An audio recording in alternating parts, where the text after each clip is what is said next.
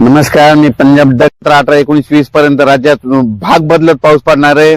सर्वदूर काही पडणार नाही म्हणून खास करून हा शेतकऱ्यांनी अंदाज लक्षात घ्यायचा. नसता शेतकऱ्याला वाटेल की हे सगळीकडे पडतो काय, सगळीकडे नाही पडणार, काही भाग सोडून देईल. म्हणून ज्यांचा हरभरा पेरायचा असेल, ज्वारी पेरायची असेल, जर तुमची जमिनीतली ओल हडकत असेल तर तुम्ही तुमचं पेरणीचा निर्णय घेऊ शकता, तुम्ही पेरू शकता.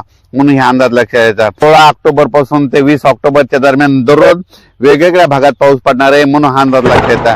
16 ऑक्टोबरला तो पाऊस काय होणार आहे, इकडे यवतमाळ जिल्हा, नांदेड जिल्हा, लातूर जिल्हा, परभणी जिल्हा, हिंगोली जिल्हा, धाराशिव जिल्हा, सोलापूर जिल्हा ह्या पट्ट्यामध्ये सुरुवात होणार आहे. 17 ऑक्टोबरला परत काही भागात पडणार आहे. 18ला पुन्हा दुसरा वेगळा भाग जाणार आहे. असं करत करत 19, 20, 21, 22 पर्यंत राज्यात विखुरलेल्या स्वरूपाचा पाऊस पडणार आहे म्हणून हा अंदाज लक्षात घ्यायचा. खूप काही मोठा पडणार नाही, मुसळधार काही पडणार नाही म्हणून हा अंदाज लक्षात घ्यायचा. राज्यातल्या सर्व शेतकऱ्याला सांगू इच्छितो की आता पाऊस आता परतीचा आहे, आता हे शेवटचाच पाऊस आहे. आता पाऊस निघून जाणार आहे आणि 2 नोव्हेंबरला मध्ये चांगली थंडी येणार आहे. म्हणून राज्यातल्या सर्व शेतकऱ्यांनी अंदाज लक्षात घ्यायचा. ज्यांचं सोयाबीनचं शेत खाली झालं असं तुम्ही तुमचं पेरणी करू शकता.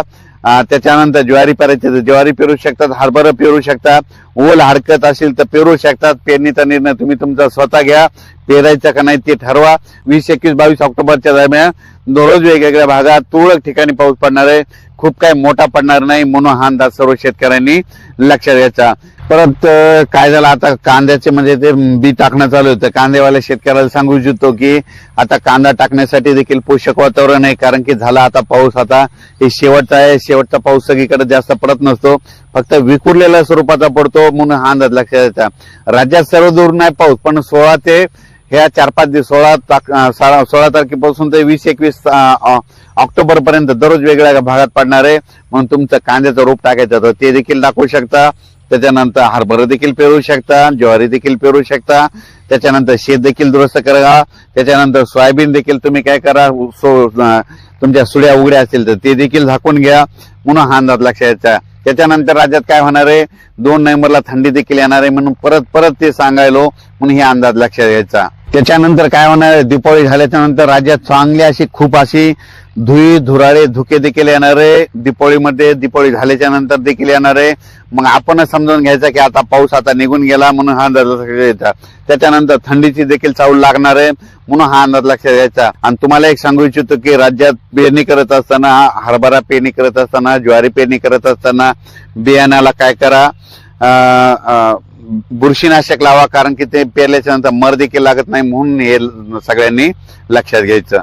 हा पाऊस जे पडणार आहे, आता परत एकदा शेवटी सांगतो की हा पाऊस सुरुवातीला काय होणार आहे, इकडल्या म्हणजे याच्याकडून सुरू नांदेड, लातूर, धाराशिव, यवतमाळ, त्याच्यानंतर लातूर जिल्हा ह्या पट्ट्याकडून सुरुवात होणार आहे. त्याच्यानंतर ते पाऊस काय होणार आहे, पूर्व विदर्भ, पश्चिम विदर्भ, एक दिवस उत्तर महाराष्ट्र, पश्चिम महाराष्ट्र, त्याच्यानंतर असा वेगवेगळ्या भागात पूर्व विदर्भ, पश्चिम विदर्भ, दक्षिण महाराष्ट्र, उत्तर महाराष्ट्र, कोकणपट्टी, खानदेश दररोज वेगवेगळ्या भागात असं मुक्काम करणार आहे. सगळीकडे काही पडणार नाही, काही भाग सोडून देखील दे म्हणून हा अंदाज लक्षात घ्यायचा. म्हणजे हा सर्व दूरचा पाऊस नाही, कारण की हा जाता जाता पाऊस येत असतो म्हणून शेवटचा पाऊस आहे. जाता जाता भाग बदलत पाऊस पडणार आहे, सर्वदूर काही पडणार नाही म्हणून हा तुम्ही तुमचा अंदाज सगळ्यांनी लक्षात घ्यायचा. अचानक वातावरणात झाला तर परत एक उद्याच्याला मेसेज दिला जाईल. धन्यवाद.